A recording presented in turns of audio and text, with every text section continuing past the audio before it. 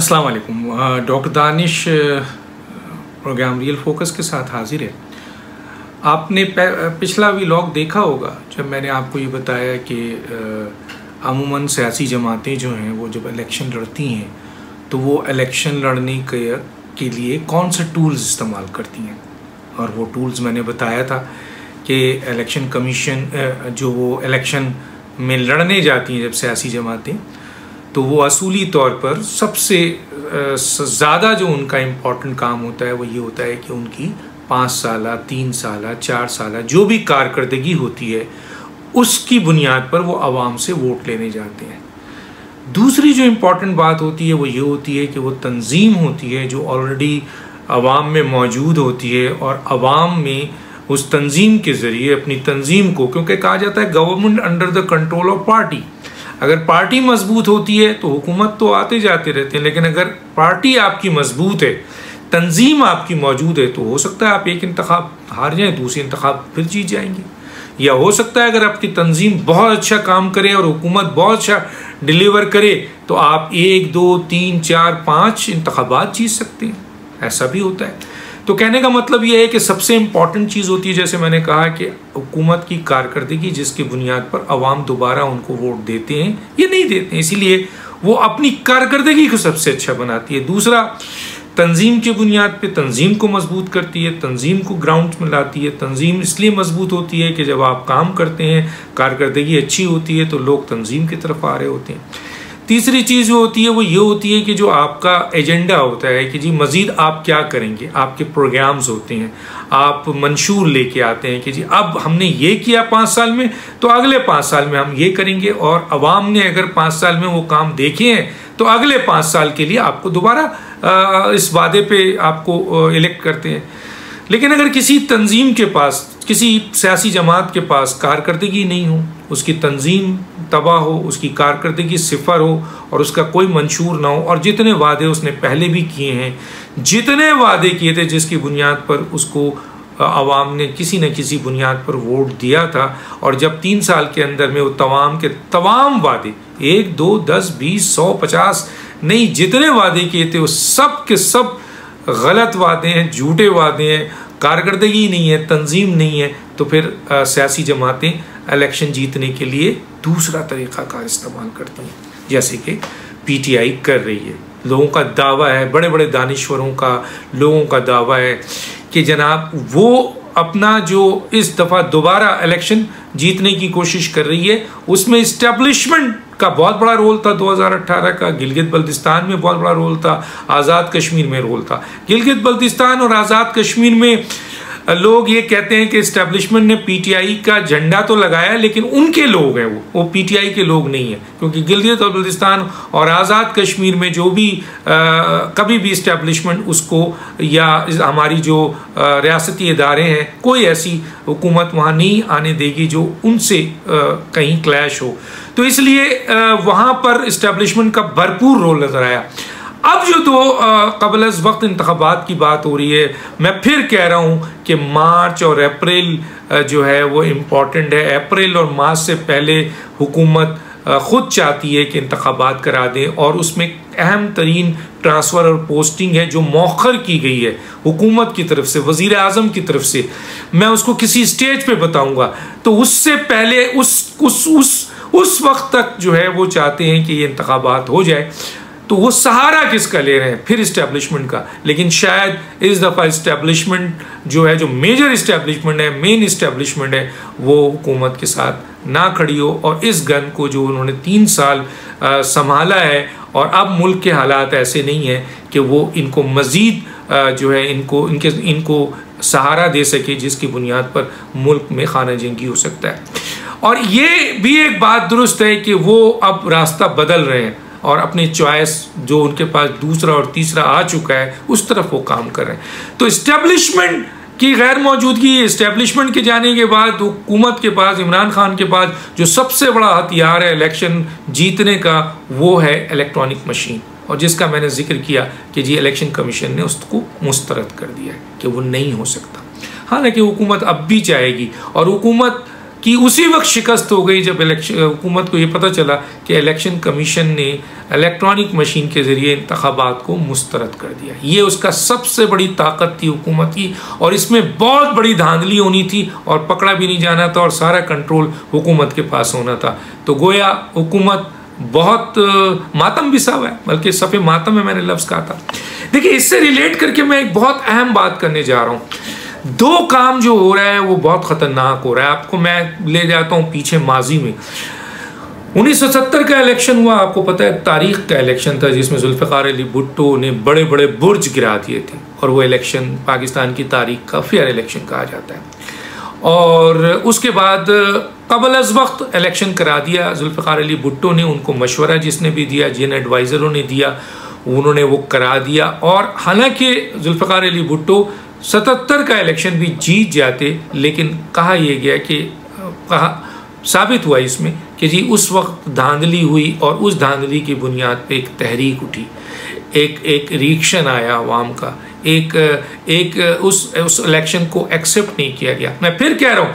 कि अगर 77 का इलेक्शन में जुल्फ़िकार अली भुट्टो के जो एडवाइज़र थे, जिन्होंने मशवरा दिया था कबल अज़ वक्त इलेक्शन का, और जो उन्होंने धांधली करवाई, क्योंकि ज़ाहिर है जुल्फ़िकार अली भुट्टो अकेले तो नहीं, पूरा सिस्टम होता है, उन्होंने जो धांधली कराई, उस धांधली ने जुल्फ़िकार अली भुट्टो के लिए मसाइल पैदा किया, उनकी हुकूमत के लिए मसाइल पैदा किया। और उस धांधली की बुनियाद पे वो तो जीत गए, लेकिन अपोजिशन ने उसको एक्सेप्ट नहीं किया, अवाम ने उसको एक्सेप्ट नहीं किया, और उसका बहुत भरपूर रिएक्शन आया था, बहुत ज़ोरदार रिएक्शन आया था, और जिसका नतीजा ये हुआ था कि मुल्क में खाना जंगी शुरू हो गई थी। आपको पता है सब फिर क्या हुआ। फिर जुल्फ़िकार अली भुट्टो की हुकूमत को टैकल किया गया, और फिर जुल्फ़िकार अली भुट्टो को जुडिशल मर्डर किया गया।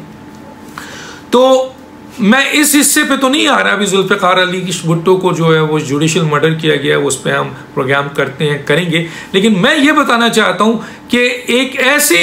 इलेक्शन जो कबल अज़ वक्त हुआ, और जिसको पाने के लिए उसमें धांधली की गई, जबकि वहाँ पे धांधली उस तरह नहीं हुई थी जिस तरीके से 2018 में, और अब जो कबल अज़ वक्त इलेक्शन आने वाला है उसमें होने वाली है। तो उस वक्त भी अवाम ने पक चुके थे अवाम, और अपोजिशन किसी भी बुनियाद पर उस इलेक्शन को धांधली के साथ एक्सेप्ट करने को तैयार नहीं थी। हालांकि थोड़ी सी धांधली हुई थी, हालांकि जुल्फ़िकार अली भुट्टो की मकबूलियत इतनी थी कि अगर धांधली नहीं होती और वक्त पे इलेक्शन होता तो जुल्फ़िकार अली भुट्टो वो इलेक्शन भी जीत जाते। लेकिन बहरहाल एडवाइजरी लोगों को मरवाते हैं, तो वो हुआ। अब सूरत हाल ये है कि एक हिस्सा ये याद रखिए कि उस वक्त खाना जंगी हुई थी, और मुल्क में कई लोग जो है ना वो मारे गए थे, और आपस में बहुत बड़ा क्लैश हुआ था, और मुल्क को बड़ा नुकसान पहुंचा था। एक और कि उस इलेक्शन में जो 70 का इलेक्शन था, उस इलेक्शन को भी मैं यहाँ कोट करूंगा, जिसमें एक पार्टी ने अक्सरियत हासिल कर ली थी।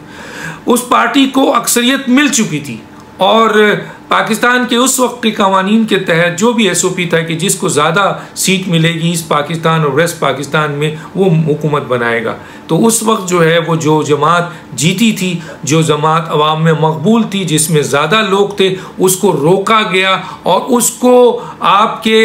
वज़ारत उज़्मा नहीं दिया गया, उसको हुकूमत नहीं दिया गया। जो लोग भी उसके ज़िम्मेदार थे, मैं यहाँ पे किसी को कोड नहीं करता, मैं सिर्फ ये कहना चाह रहा हूँ कि उस वक्त अक्सरियती पार्टी को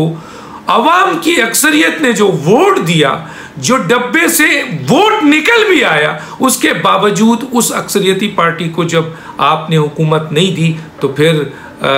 दुनिया ने देखा कि पाकिस्तान के दो टुकड़े हो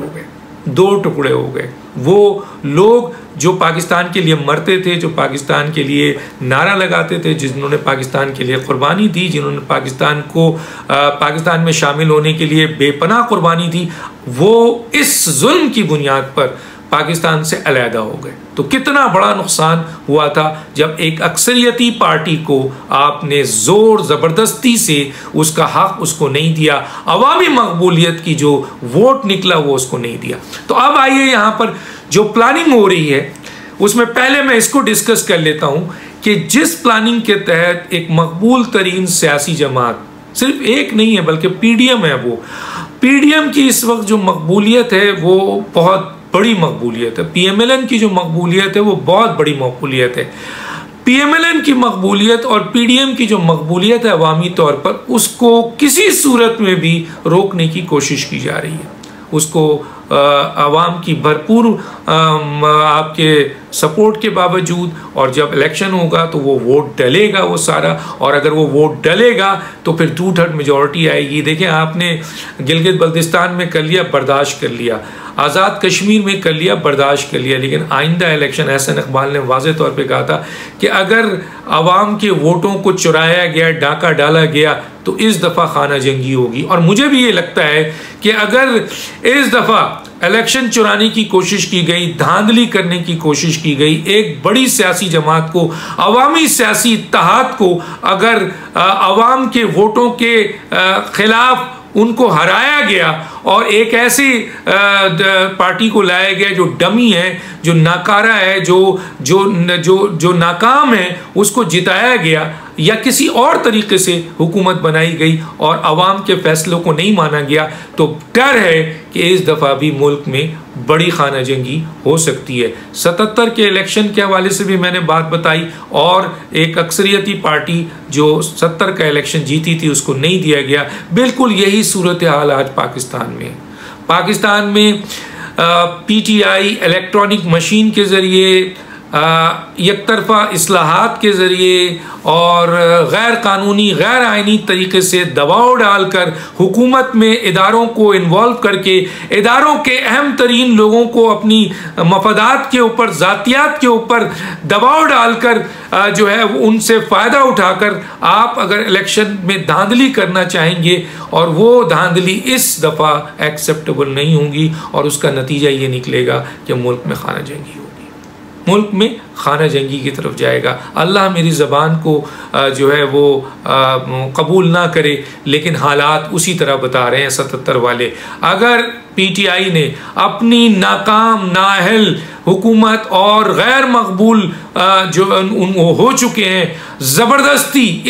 इन जाली तरीक़ों से इलेक्शन को जीतने की और कैप्चर करने की और इसको चुराने की और डाका मारने की कोशिश की, चाहे इसमें कोई भी इन्वॉल्व हो, तो मुल्क में अवाम अब इसको एक्सेप्ट नहीं करेंगे। और मुझे लग रहा है कि अगर ऐसा किया गया तो रिजल्ट जो है वो उसी तरह का खाना जंगी की तरफ जाएगा जो 77 केस में हमने देखा था, जिसमें बहुत नुकसान मुल्क को हुआ था। और दूसरा ये भी कि अगर कोई भी सियासी जमात है, चाहे पीपल्स पार्टी है, चाहे MQM है, चाहे PTI है, चाहे PMLN है, अगर उसको अवामी मकबूलियत है, अक्सरियत है, बड़ी अक्सरियत भी है, छोटी अक्सरियत भी है, उसका वो हक अगर उसको नहीं दिया गया तो भी मुल्क के लिए बहुत नुकसान होगा, और ऐसा होगा जो मुल्क के लिए खाना जंगी होगी, और ज़ाती मफाद पे फिर लोगों को उनके मफादात भी नहीं मिल सकेंगे, ऐसे हालात हो जाएंगे।